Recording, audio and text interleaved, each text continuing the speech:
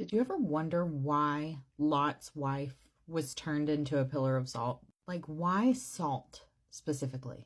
I was thinking about this yesterday, and then it just kind of hit me. Salt is a preservative. Salt is meant to keep things from growing and aging and maturing. So Lot's wife would be the perfect example of how when we look back at our past and we only focus on that, it's like it preserves us in that moment in time. It keeps us from growing. It keeps us from maturing any further. Okay, but then why does Jesus call us the salt of the earth? Because like I said, salt preserves things.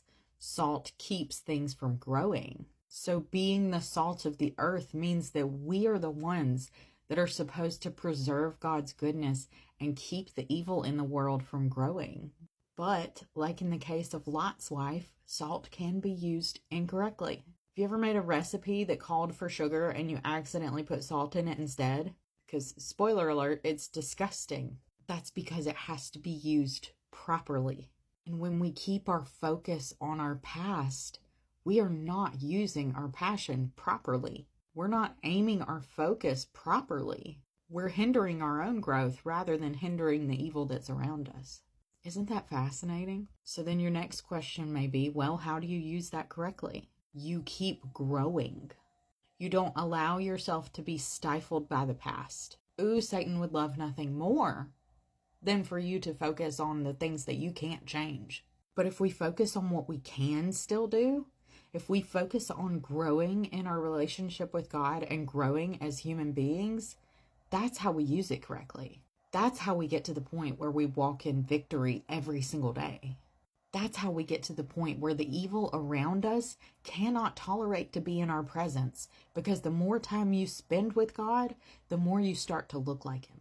Every single time I do a video, somebody says, I needed to hear this today. So if you're seeing this and you needed to hear this today, this may be your sign to grow closer to God. Use this opportunity right now. Don't let any excuses stand in your way. And there are so many ways that you can do that and so many tools that are available to you. I have so many videos on my page just like this one. So if you learned something from this video, you can probably learn something from the other videos too. Feel free to follow along. But obviously the easiest way to grow your relationship with God is to get to know Him for yourself. And it doesn't matter how well you know Him, you can still learn. We're never meant to get to a point where we stop growing closer to Him. And there's a bunch of ways you can do it. Praying, reading your Bible, going to church, asking questions. And you truly don't need anything more than that. But there are some people out there who like to have a little bit extra help. And if that's you, I would encourage you to check out my book, 7 Days to a Life of Limitless. This is everything I learned over a 3-year period when I was just starting to get to know who God really is. And I also wrote a journal to go with it that helps you practice hearing God's voice. And like I said, you don't need these things to get closer to God. But if you're having a little trouble, this may help. Feel free to look up the reviews for yourself. I think we have almost 300 reviews so far on TikTok Shop, and 3 of them are negative, and only because the package went missing. So needless to say, the books help people. God had me write it for a reason. And the reason why I talk about it so much is because I am so passionate about helping people get unstuck.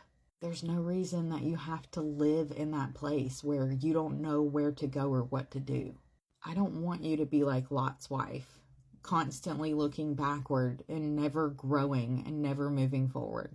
So if you want to grow closer to God, just let me know how I can help.